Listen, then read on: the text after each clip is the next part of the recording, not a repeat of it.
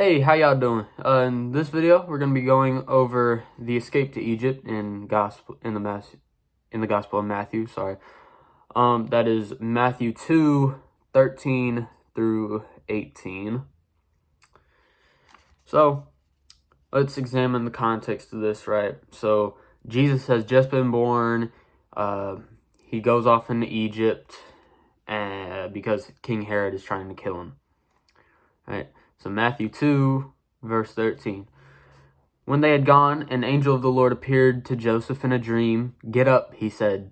"Take the child and his mother and escape to Egypt. Stay there until I tell you, for Herod is going to search for the child to kill him."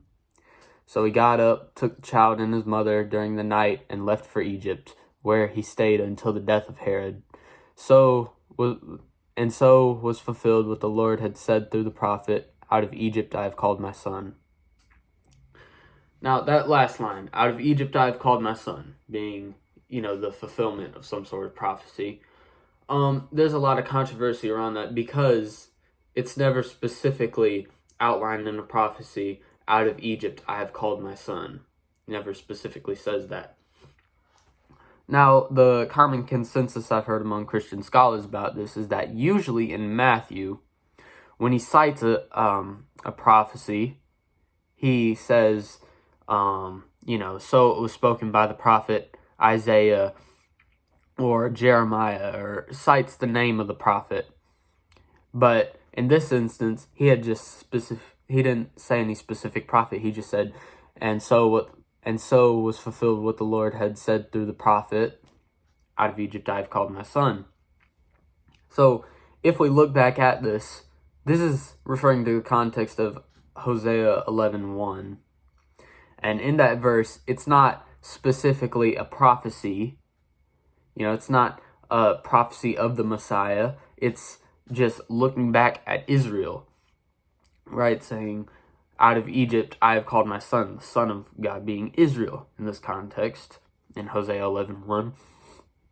So, out of Egypt, God has called his son Israel.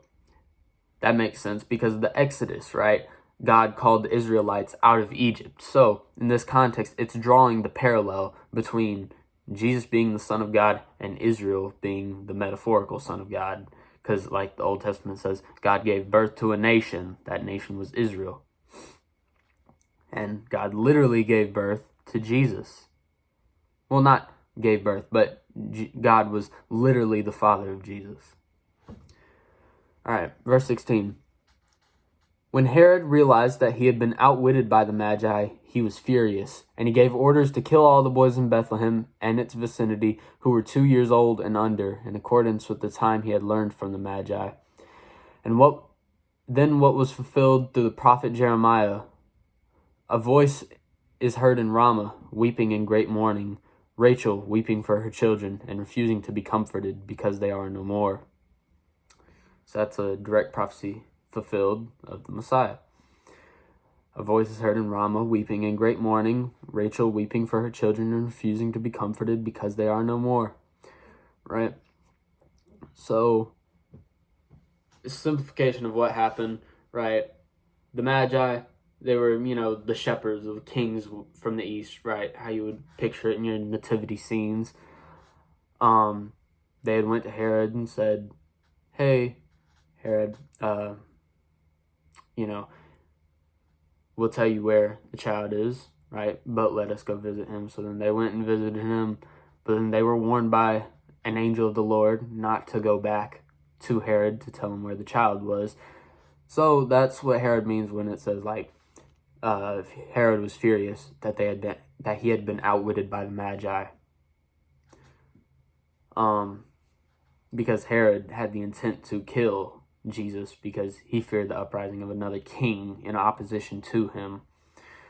Right, so I hope this Bible study was beneficial. Talked a little bit about how prophecy works, how the controversy around these prophecies from Matthew work, how Jesus survived Herod killing all the children, and how that was a fulfillment of prophecy in Jeremiah.